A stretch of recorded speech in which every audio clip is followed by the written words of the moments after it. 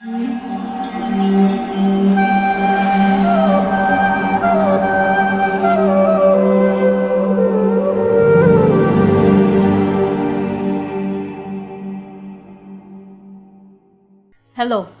today we're going to talk about women in Vedas.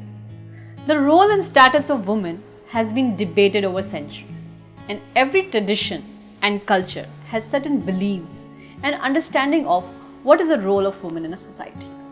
While I was growing up, I grew up with certain beliefs as well, such as women can't equal men, they're good for domestic roles only and child rearing, they are as good as long as they're beautiful, they're physically weak and emotional beings. But today, I want to highlight what the Vedas, the most ancient texts, reveal about the nature and role of the woman, and you can understand that the current society we live in has deteriorated in thought and understanding of the real position of a woman. Please know, Vedas are not ordinary texts. They are not man-written. Vedas is knowledge which has been passed down through succession of bona fide authority. They are axiomatic in nature and cannot be interpreted. Above facts also give an edge to Vedas when compared to other religious texts such as Quran and Bible, which came way after the Vedas. Vedas have been historically divided into 4 parts, that is Rig, Yajur, Atharva and Samaveda. Manusmriti, Srimad Bhagavatam, Bhagavad Gita, Upanishads all constitute Vedic literature. In Rig Veda, it is mentioned, where woman is worshipped, gods preside there. In Manusmriti, the most controversial and misunderstood book, it says, women should be nurtured with every tenderness and attention by their fathers, their brothers, their husbands, and their brother-in-law, if they desire great prosperity. Surprising, isn't it? Scriptures speak so highly of women and give them respect, yet we see rise of rapes, domestic abuse, dowry deaths, slavery.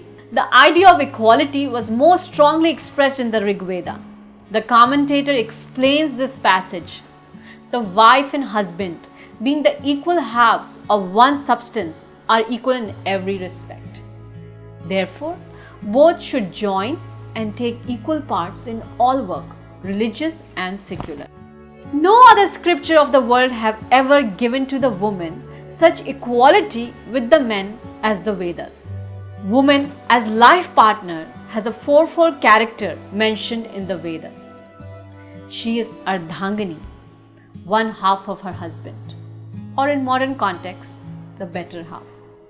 Sahadharmani, an associate in the fulfillment of human and divine goals. Sahkarmini, a part to all her husband's action. Sahayogini, a vertebral cooperator in all his ventures. Nature has made man and woman different. What to speak of man and woman being different from each other? Even one man or woman is not the same as to another man or woman. But this did not stop the Vedic woman from indulging even in warfare. Emperor Chandragupta Maurya had 1 million men in his army, but he trusted only women when it came to his personal safety. The Rig Veda also refers to women engaged in warfare. One queen Bishapala is mentioned, and the Brahut sculptures represent skillful horsewomen in the army. Patanjali mentions the spear bearers, Shaktikis. Kautalya mentions women archers, Srighana Dhanvibhi. Men may have greater physical strength than women. The latter clearly have more internal and emotional energy, especially when it comes to life events such as childbirth and death of spouse or a loved one. In Vedic literature, all energy is called Shakti, and Shakti is feminine in nature. The three Murti, Brahma, Vishnu, Mahesh, are all powerless without their female counterparts. That is, Mahesh gets his energy from Parvati for destruction, Brahma gets energy from Saraswati for creation, and Vishnu is inseparable from Lakshmi, the source of good fortune and wealth for maintaining. But there are statements in the Vedas which make us really wonder. For example, in Rig Veda, it is mentioned, the mind of woman cannot be disciplined. She has very little intelligence. Now, what's the reason for such contradictory statements? I have 4 reasons. Number 1, when we translate Vedic literature from Sanskrit to English, the English vocabulary does not have equivalent words to really describe the meaning of the statement. Thus, some Vedic statements remain misinterpreted. Number 2, woman as less intelligent is not referring to intelligent processing ability that goes on in the name of intelligence. We can see obviously from our observation that in some cases women happen to be more intelligent than men. Number 3, in the Vedic culture, intelligence is the ability to differentiate between matter and spirit. And intelligence begins by understanding I am not the body, I am the spirit soul. So this bodily misidentification is strong for everyone in the material world, both men and women. But in general, it is stronger for women because women have a form that is attractive and alluring to men.